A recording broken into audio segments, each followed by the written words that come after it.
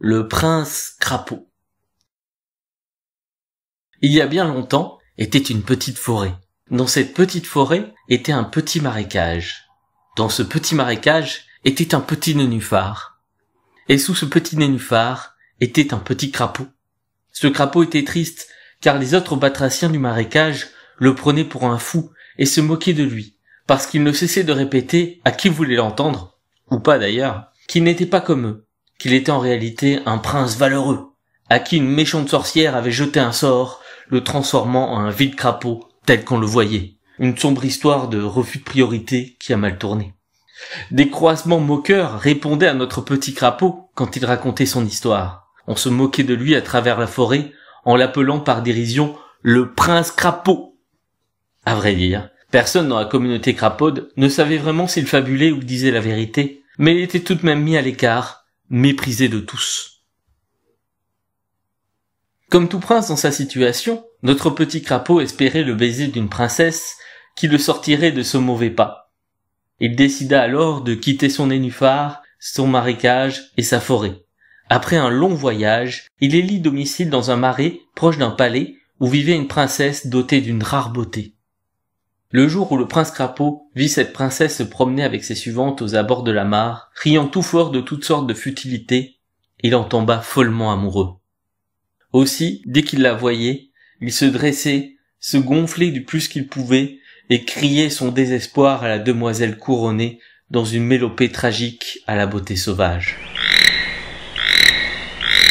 Malheureusement, lorsque ces cris parvenaient aux oreilles de la princesse et ses dames de compagnie, ce n'était plus que les croassements disgracieux d'un crapaud qui l'était encore plus. Toutes lui jetaient alors des pierres, jusqu'à ce que, le cœur brisé, il ait fui, laissant là pantelant ses rêves et ses chants. Il se promettait alors de partir à la recherche d'une princesse plus aimable et plus charitable, mais il ne pouvait se décider. Il en venait toujours à blâmer son apparence misérable, ou à démontrer à son cœur par un raisonnement retors que la princesse était bonne et généreuse, seules ses suivantes étaient méchantes et blessantes par leurs cris injurieux et leurs pierres acérées. Ainsi, chaque matin, il se remettait à guetter le passage de la dame de ses rêves. Un jour qu'il veillait ainsi, il vit la princesse s'approcher seule de la mare. Il se glissa alors sans bruit et se retrouva à ses pieds. Là, il croassa doucement afin d'attirer son attention sans l'effrayer. Et hélas, à peine l'eut-elle vu qu'elle eut un mouvement de recul. Mais, étonnée par ce batracien qui ne bougeait pas d'un pouce, elle s'avança pour l'observer. « Eh bien, tu es bien drôle, toi !» lui dit-elle en riant. « Qu'est-ce que tu fais à rester sans bouger ? Tu attends quelque chose ? Ah, ça me fait penser à ces contes idiots qu'aimait à raconter ma nourrice, plein de princes transformés en crapauds, en loups, en je sais pas quoi. » Au souvenir de ces histoires enfantines, elle se mit à glousser de plus belle, tandis que, plein d'un espoir naïf, le cœur du crapaud explosait de joie et d'espoir. La jeune fille, toujours dans son rire, dit « Ah oui, tu ferais un bien étrange prince, crapaud difforme. Mais, je crois avoir trouvé la princesse qu'il te faut. » dit-elle en éclatant d'un méchant rire. Elle attrapa alors le crapaud et le cacha dans son mouchoir, puis, courant et riant, rejoint son palais et retrouvait ses suivantes. Au palais vivait une orpheline bossue, difforme et muette, qui servait d'amusement et de souffre-douleur à la princesse et sa compagnie.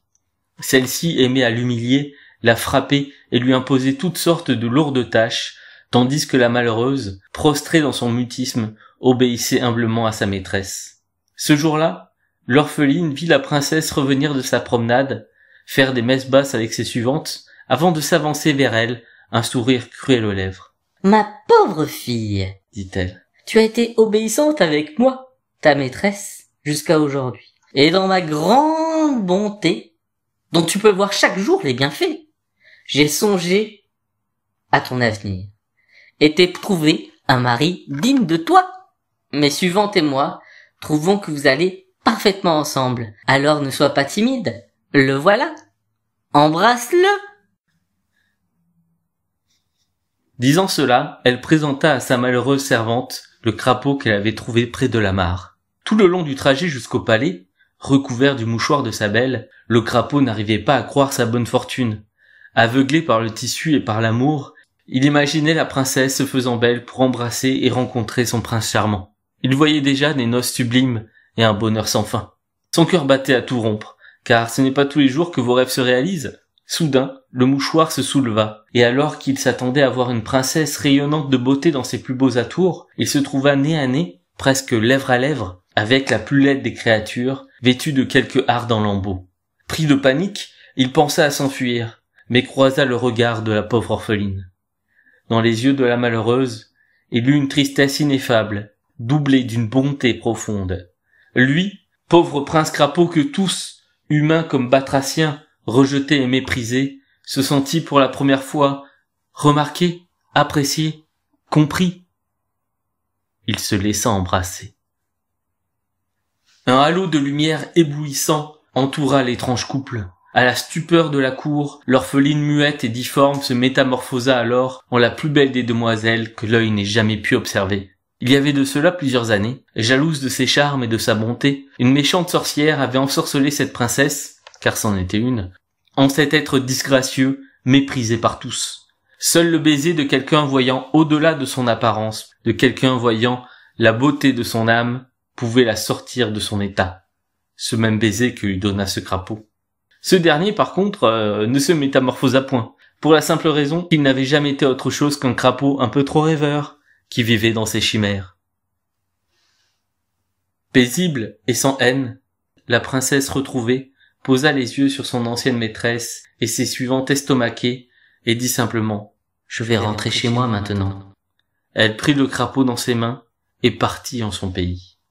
À son arrivée, la longue angoisse du roi et de la reine furent finies et le royaume tout entier fut en liesse pour fêter le retour de la belle princesse aimée de tous. Lorsqu'elle eut fait part de son récit, sa fée de marraine se mit en colère et transforma la méchante princesse et ses suivantes en crapauds, état dont elles ne revinrent jamais. Ceci fait, elle métamorphosa le crapaud rêveur en un valeureux prince. À part une légère tendance à se gonfler, personne n'aurait pu croire qu'il n'ait jamais été autre chose. Le roi et la reine eurent ainsi très vite la joie de marier leur fille avec cet ancien batracien. Ils vécurent heureux, et bien que l'état civil ne fût pas bien tenu à l'époque, il n'y a aucune raison de penser qu'il n'ait pas eu beaucoup d'enfants.